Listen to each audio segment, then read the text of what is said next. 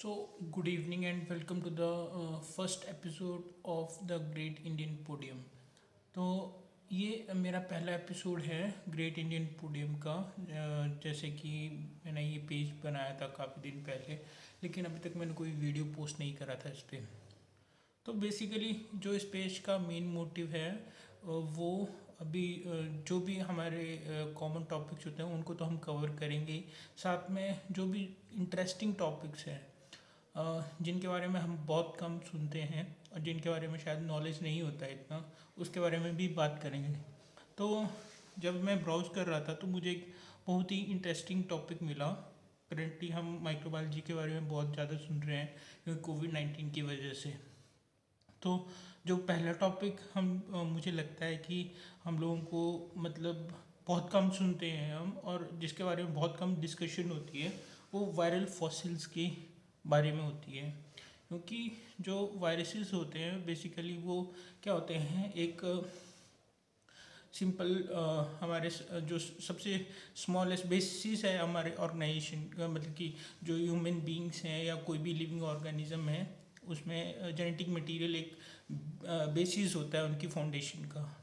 तो उनमें सिर्फ वही होता है, और साथ में एक प्रोटीन कोट होता है वो भी एनवेलप्ड हो सकते हैं, नॉन एनवेलप्ड, वो मतलब कि सर्टेन कैटेगरीज है।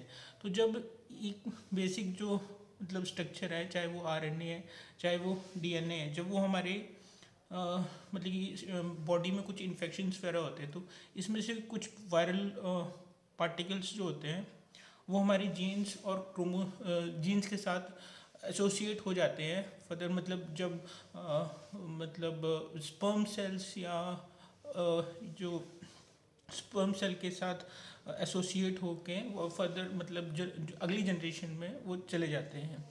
तो ये जैसे एक रेट्रोवायरसेस की सर्टेन फैमिलीज़ हैं जो आगे इन्फेक्ट करती हैं हमारे जो फर्दर जनरेशन है उसको भी, और वो one generation to next generation जो है ट्रांसफ़र हो जाती हैं।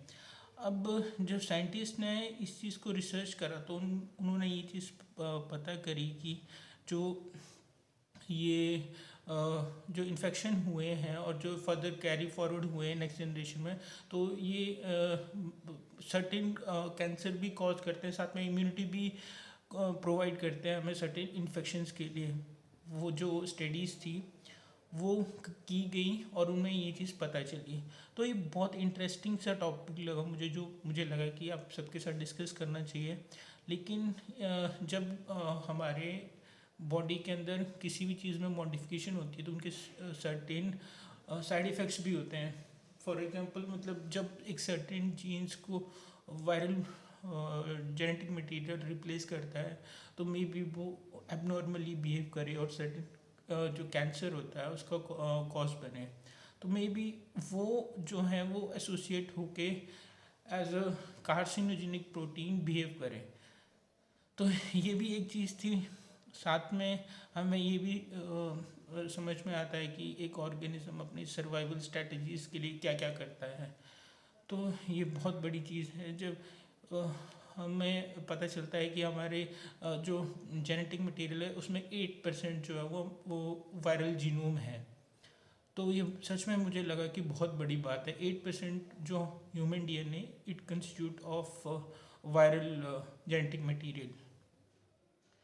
तो ये पहला मुझे लगा कि ये चीज़ आप सबके साथ डिस्कस करनी चाहिए।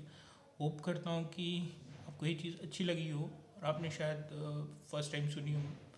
Thank you.